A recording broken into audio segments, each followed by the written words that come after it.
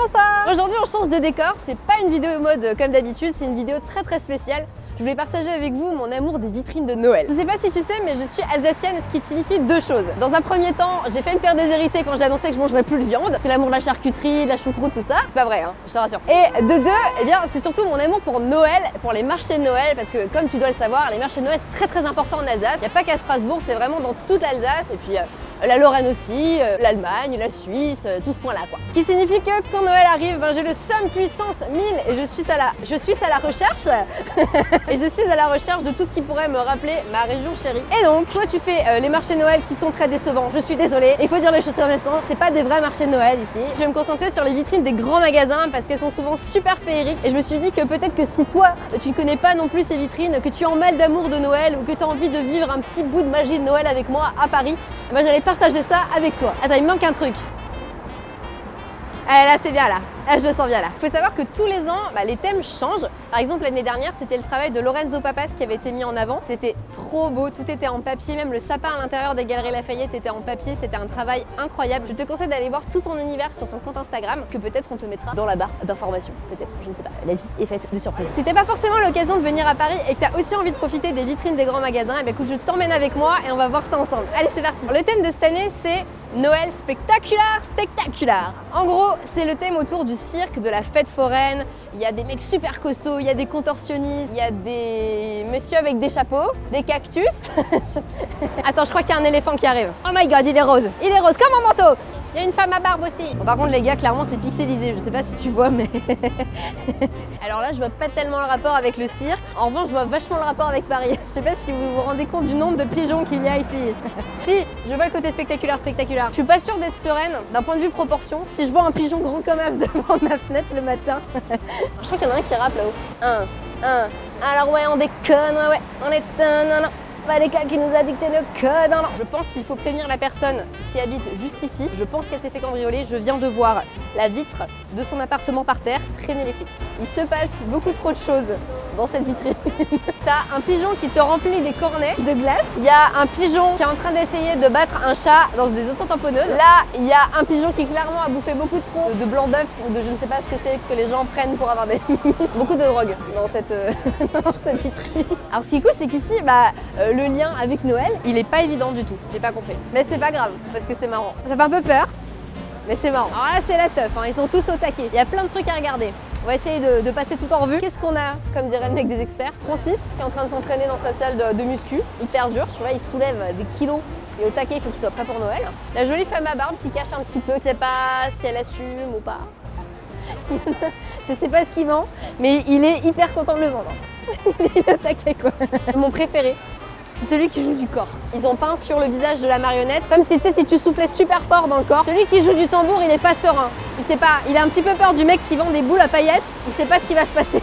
Il fait du tambour et les gens.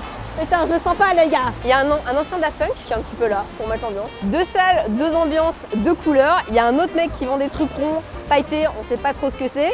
Par contre, ça n'a pas l'air de l'atteindre pareil ou pas l'air de le saucer de la même manière. Parce qu'il y a le premier qui est comme ça. Il est trop content d'être là. Il y a l'autre qui est genre bonsoir.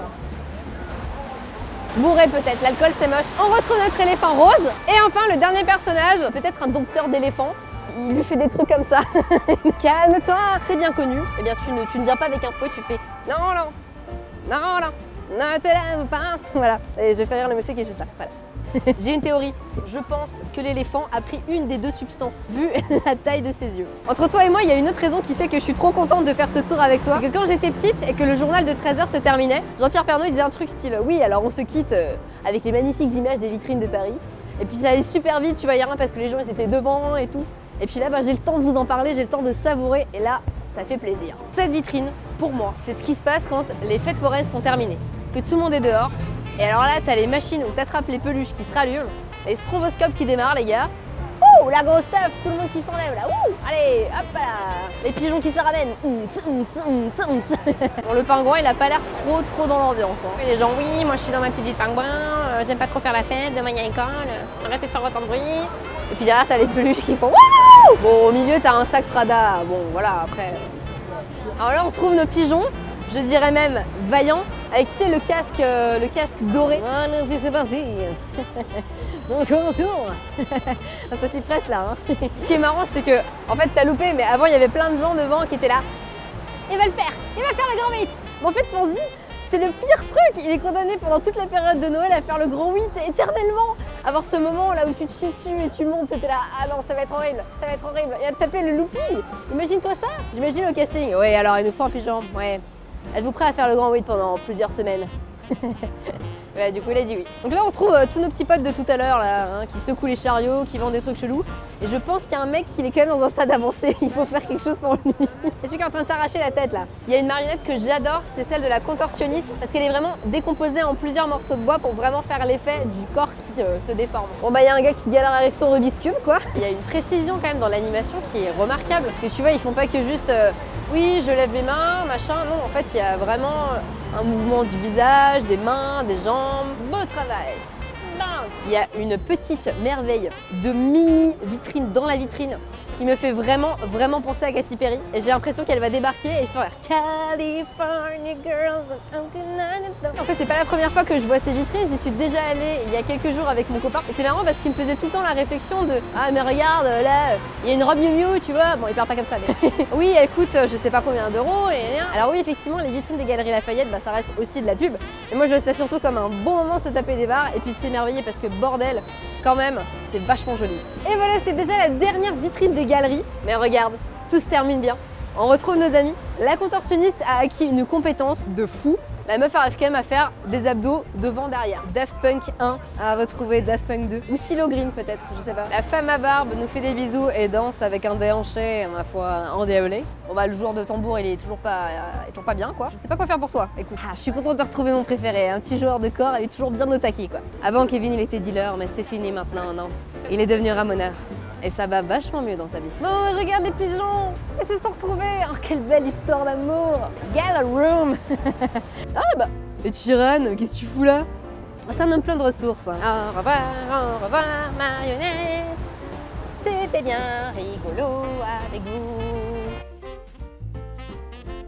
Et voilà, cette découverte des Galeries Lafayette avec moi est terminée. Ça m'a fait trop plaisir de partager ça avec toi. J'espère que t'en as pris plein les mirettes et que tu t'es régalé, que tu t'es marré. Je te dis à la semaine prochaine, cette fois-ci pour une vraie vidéo mode, encore sur le thème de Noël. Ouais, je te donne un petit indice au passage. Bien que, franchement, j'aurais pu faire un petit speed style quoi, parce que oui, j'ai mis des collants à paillettes pour aller voir la vitrine. Oui, je fais ça bien. Et comme dirait Rodolphe, putain, vivement les vacances les gars!